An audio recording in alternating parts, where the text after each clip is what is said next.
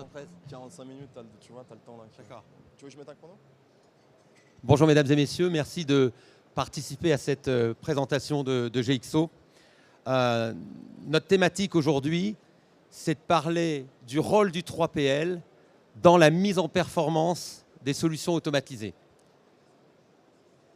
Le vert. Voilà, je suis Emmanuel Bonnet, je suis le vice-président du développement de GXO pour la France. Bonjour à tous, ravi d'être avec vous. De mon côté, Adrien Dubois, directeur commercial chez GXO France et dans l'entreprise depuis 2016.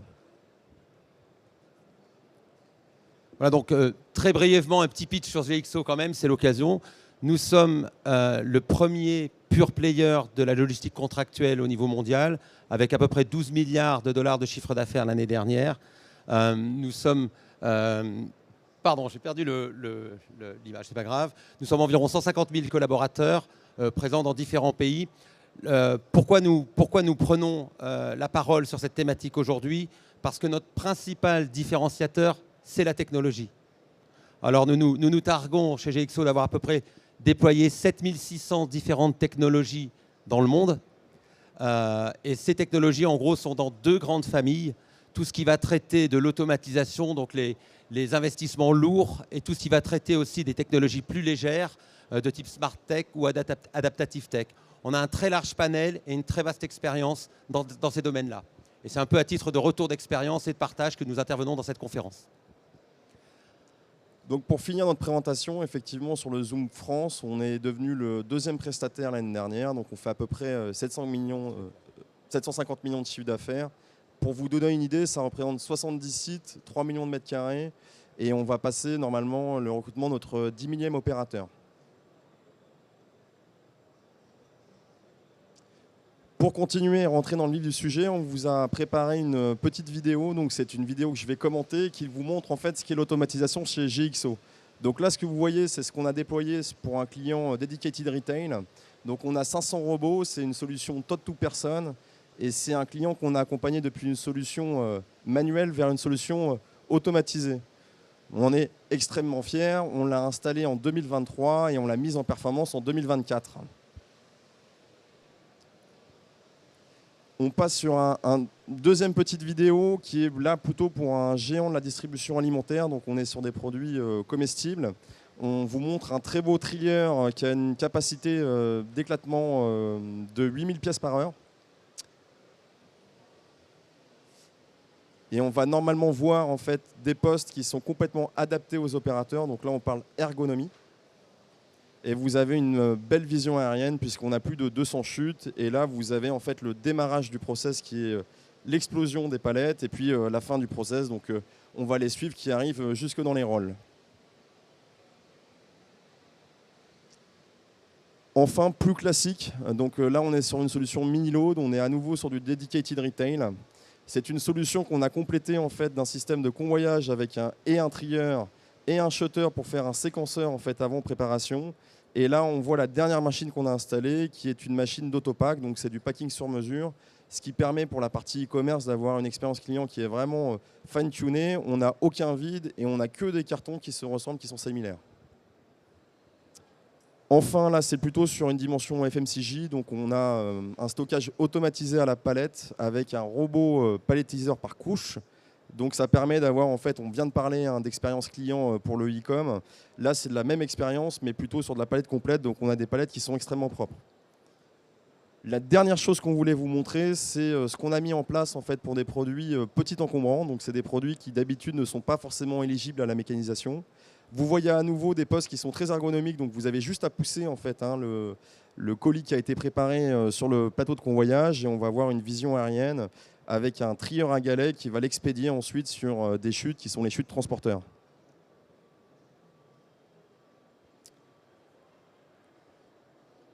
Et voilà pour la vidéo.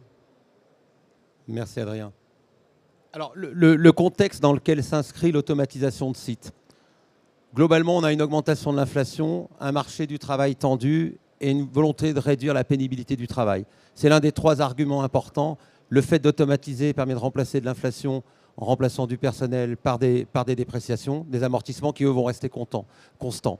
Donc c'est une maîtrise des coûts. Ça permet également d'augmenter la productivité. Et ça permet, l'enjeu étant également de disposer d'un modèle d'exploitation qui reste flexible. On a longtemps opposé les longs investissements sur des technologies lourdes à un besoin de flexibilité, à un besoin d'évoluer des solutions. Deuxièmement, on assiste aujourd'hui à un accroissement de l'offre de solutions techniques.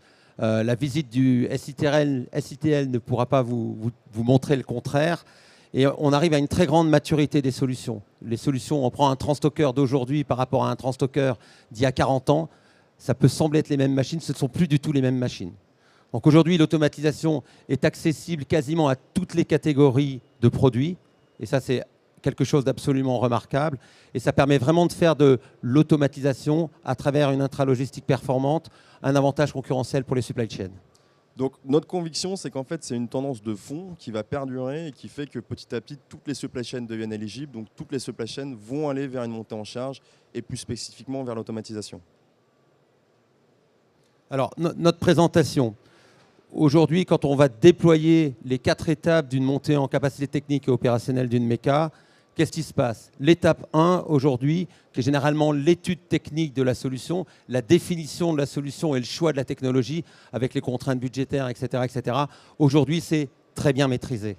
Et c'est maîtrisé à la fois par des consultants spécialisés, à la fois par les bureaux d'études des 3PL, pas seulement GXO, hélas, également par les intégrateurs, on en a une très belle démonstration aujourd'hui, mais également chez les chargeurs, les équipes supply chain. Il y a une maîtrise aujourd'hui dans la capacité et souvent collectivement, à définir, à choisir une technologie. Aujourd'hui, ça reste un différenciateur GXO, on fait ça très bien, mais on n'est vraiment pas les seuls. La deuxième étape, qui est l'installation et le démarrage de la machine, donc c'est tourner la clé, enfin la mettre en route, enfin l'installer, tourner la clé, la faire démarrer, c'est un peu plus compliqué, notamment souvent pour des compétences humaines. Ce ne sont plus les mêmes personnels dont on a besoin pour faire fonctionner les mécas. Et l'enjeu extrêmement important de la mécanisation, c'est très souvent l'intégration informatique. Toutes ces machines, il faut les phaser entre elles. On a parfois 6-7 technologies qui doivent cohabiter ensemble. Et là, c'est souvent un des éléments extrêmement critiques sur le chemin du succès. Là-dessus, c'est quelque chose qui est très en maîtrise chez nous. Ce qu'on voulait vous montrer du coup aujourd'hui, c'est que d'habitude, on nous attend ce qui est normal sur le point 1 et 2, mais d'un point de vue logisticien, ce qui est le plus important pour nous, c'est les points 3 et 4. Le point 3 étant la mise en prod, parce qu'une fois qu'on a fait un schéma, une fois qu'on a dessiné des process, etc., on a besoin d'avoir de l'humain derrière, une production, de sortir les volumes, et c'est là où en fait un logisticien va amener une valeur différenciante. Je ne m'attarde pas sur le point 3, puisque en fait, ça va être le cœur de la présentation, donc on va avoir des slides et des business cases dédiés. Et le point 4, c'est de dire que quand on fait un exercice, on a l'impression qu'on va figer une logistique via une montée en charge, donc via de l'automatisation. Dans la réalité, ce n'est pas exactement ce qui se produit. Ce n'est pas parce que vous avez une montée en charge de votre solution que votre logistique est figée et qu'elle va arrêter de bouger ou qu'on va arrêter de l'adapter aux environnements, comme on l'a vu, aux défis environnementaux, ou même à vos changements intralogistiques, donc pour la suivre. Donc on va aussi vous présenter quelques business cases de comment on a su faire évoluer une solution automatisée.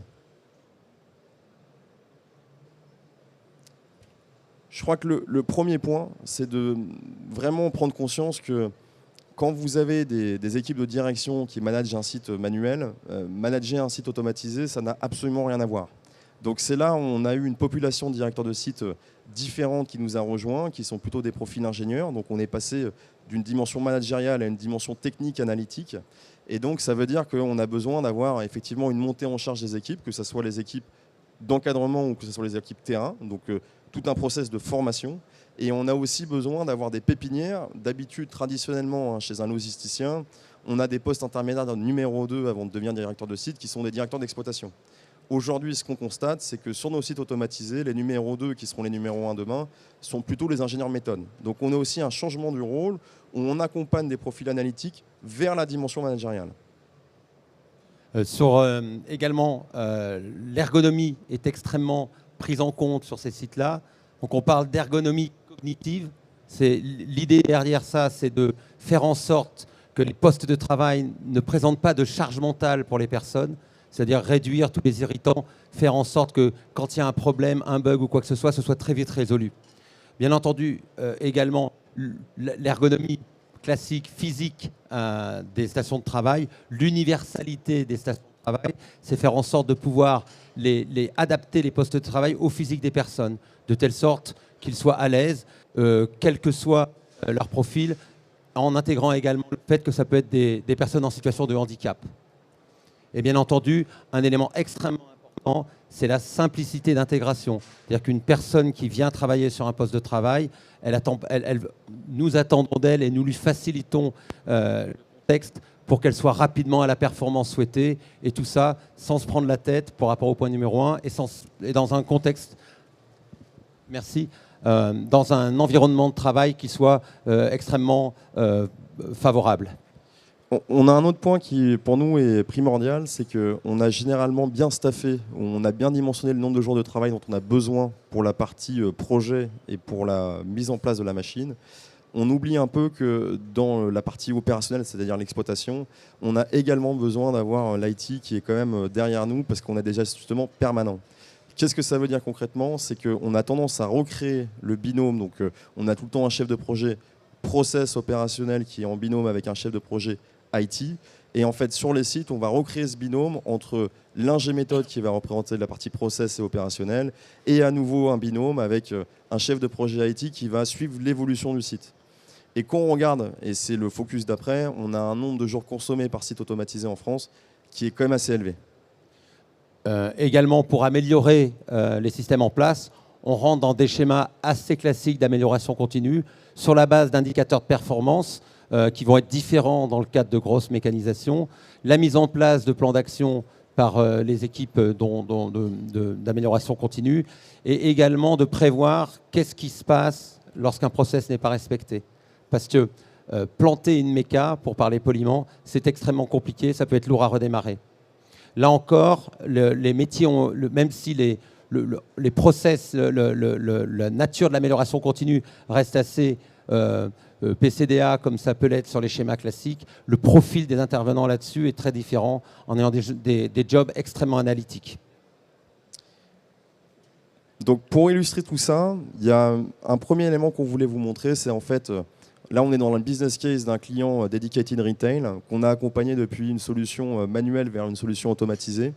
On avait une montée en charge en fait, de la capacité machine prévue en 3 ans. Donc ce que vous voyez sur les 3 premières années, c'est un séquencement en fait, des différentes marques qui sont rentrées petit à petit pour atteindre une capacité maximale d'1,2 million de colis expédiés.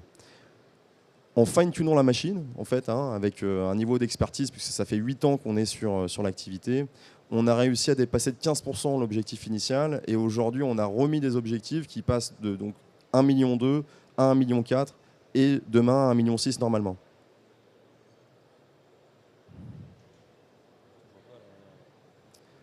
J'ai commencé à en parler tout à l'heure, du coup on va aussi rentrer dans le détail de notre consommation en termes de jours IT. Aujourd'hui, ce qu'on considère, c'est qu'il nous faut des rituels qui sont les rituels classiques que vous connaissez, hebdomadaires, mensuels, trimestriels et puis annuels pour être sûr que les plans d'action et les plans de transformation des sites sont projetés.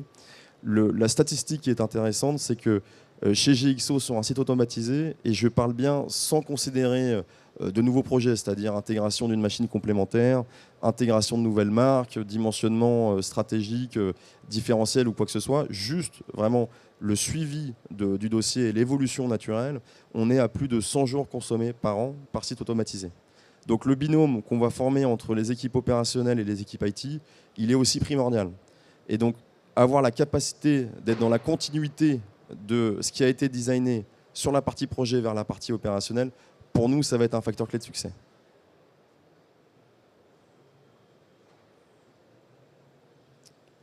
Si je continue, on passe plutôt sur la partie évolutivité des sites. On a un premier point qui est un point sur lequel on a pris une décision stratégique il y a quelques années, c'est d'internaliser en fait une équipe centralisée chez GXO de maintenance. Donc qu'est-ce que ça veut dire concrètement? Ça veut dire qu'on a commencé à créer des stocks partagés. Donc on n'est plus sur des stocks de pièces détachées par site, mais on est sur des stocks de pièces détachées par fournisseur, par intégrateur et plutôt d'un point de vue central GXO. Ça veut dire aussi que Dans la maintenance, on a forcément cette dimension pièces détachées, etc. On va dans l'analytique sur ce qu'on appelle les temps improductifs.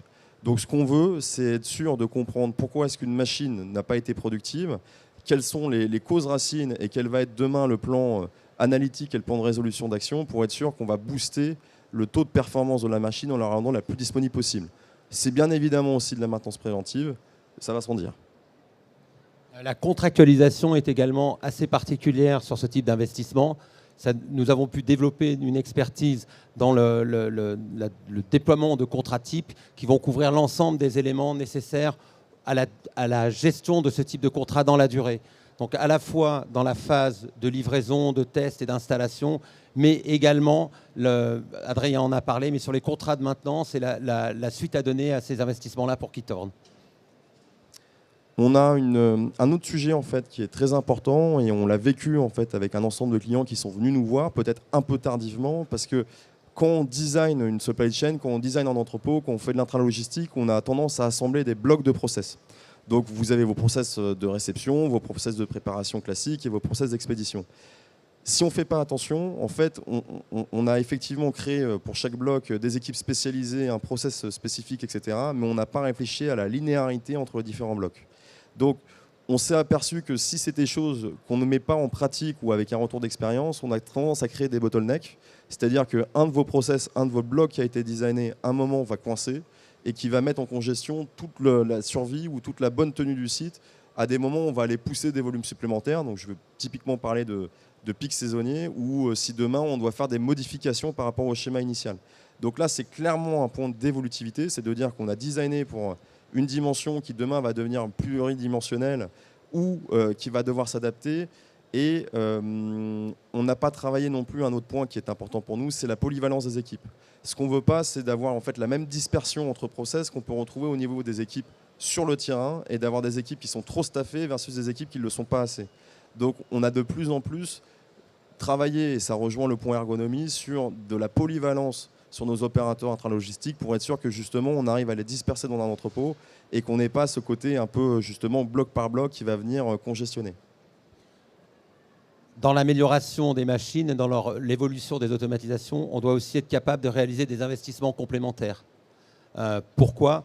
Sans parler de rétrofit lourd, mais pour atteindre l'excellence opérationnelle, on rajoute des investissements, souvent des investissements beaucoup plus légers que l'investissement de départ, mais qui vont continuer à améliorer le site, soit par des smart tech, soit par des astuces traduites en investissement, mais qui permettent de tirer le meilleur de la machine, quoi. C'est un peu comme si on trafique une voiture, en quelque sorte, pour d'une voiture standard en faire une voiture de course. L'image est un peu triviale, mais on rajoute des choses, on améliore des choses. Il faut avoir cette curiosité, cette compétence à tout le temps dire ce n'est pas un élément statique. On peut rajouter des éléments avant, on peut rajouter des éléments après qui rapportent de la fluidité.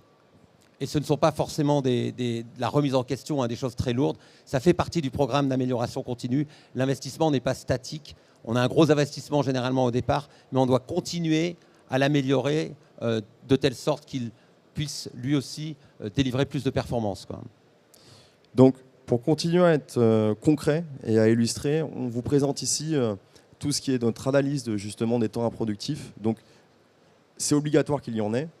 Pour autant, il faut aller vérifier que ces temps improductifs sont bien des temps de maintenance préventive et ne sont pas des temps qui sont liés à des problèmes type rejet, etc. Donc ce qu'on veut, c'est être sûr qu'on les suit, on les analyse et on sait exactement ce qui s'est passé. Et si besoin, on met en place un plan d'action avec les résolutions qui vont avec.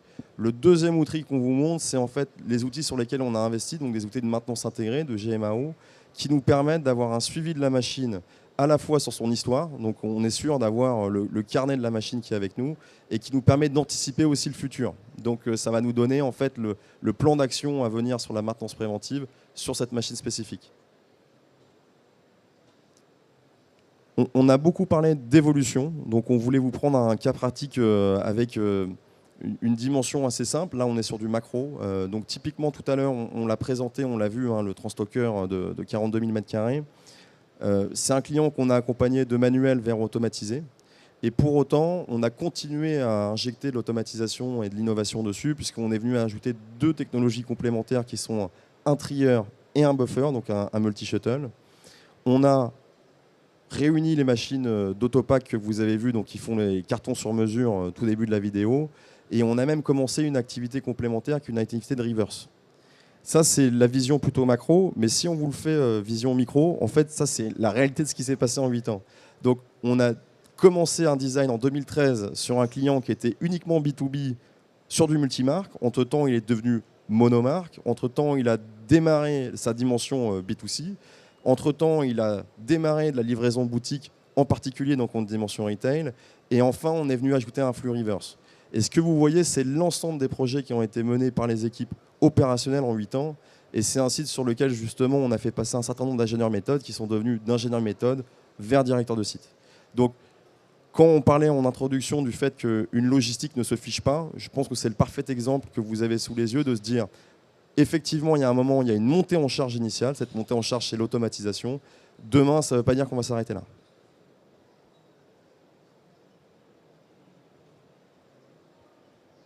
En conclusion, donc, en mécanisant et avec une mécanisation dynamique dans le temps, évolutive, sur lequel on est très attentif à sa mise en performance et pas seulement à son démarrage, on maîtrise mieux les coûts opérationnels en cherchant cette montée en performance. Un autre élément qui est une de nos expertises, c'est la capacité à accompagner le personnel. Lorsque l'on va mécaniser un site, on peut se retrouver avec un excès de personnel qu'un prestataire logistique va être capable normalement d'absorber dans son réseau. On va aussi devoir accompagner la conversion de certains personnels dont le métier va changer. Et c'est quelque chose qui peut être long et qui doit être fait avec une très grande attention à travers la formation, etc. Tout à fait. On a parlé aussi d'internalisation des équipes maintenance. Il y a un autre point qui est très important, c'est d'avoir la capacité en fait IT. Donc la décision GXO, c'est de dire qu'on est à chaque fois co-éditeur, c'est-à-dire qu'on n'achète pas juste des licences. On a aussi la capacité, nous en direct avec nos équipes IT développement, de venir faire des modifications, ce qui nous permet d'avoir une continuité de service entre le moment où on fait le design, le moment où on fait la mise en projet, le moment où on fait la mise à performance et le moment où demain on va faire évoluer votre logistique. Donc c'est la transition parfaite vers le point d'après qui est effectivement de dire vous avez besoin d'avoir un partenaire qui continue à vous faire progresser, qui continue à progresser avec votre supply chain et donc qui continue à investir. En parlant d'investissement, c'est un élément évidemment crucial. Un grand groupe comme GXO a une vraie capacité à accompagner ses clients dans leurs investissements. On a un bilan à 8 milliards d'euros, donc on s'est trouvé les financements sur parfois des projets de plusieurs centaines de millions d'euros d'investissement. GXO a récemment repris en Allemagne un énorme site logistique pour un fabricant de vêtements. On a racheté pour 75 millions d'euros de CAPEX. Il n'arrivait pas à le faire démarrer. On a repris ses leases, on a repris son personnel, on a signé un contrat de 20 ans et on est en train de dérouler ça. Quand on est dans ce type de très très gros projet, il y a peu d'entreprises qui ont les reins assez solides pour les porter. C'est une des forces de GXO, on est très peu nombreux à pouvoir faire ça. L'autre élément qui est important, c'est qu'on est capable de s'engager sur un plan d'amélioration continue. C'est quelque chose de particulier. Quand on maîtrise les sujets de mécanisation, on peut s'engager contractuellement à délivrer de la performance dans le temps. C'est quelque chose qui est particulièrement remarquable. Est-ce que tu veux ajouter quelque chose, Adrien ? Mais je crois qu'on a essayé de faire le parcours avec vous sur ces étapes 3 et 4 qui sont mise en prod et évolutivité. Et que du coup, potentiellement, ça vous a amené quelques questions et on serait ravis d'y répondre, Emmanuel et moi.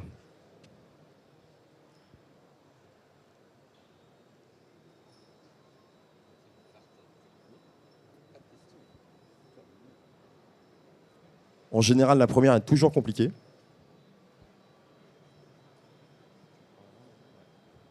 Nous sommes sur le salon cet après-midi. S'il y a des gens excessivement timides et qui veulent s'adresser à nous, on répondra à leurs questions avec plaisir. Vous avez nos coordonnées. Merci pour votre attention. Merci.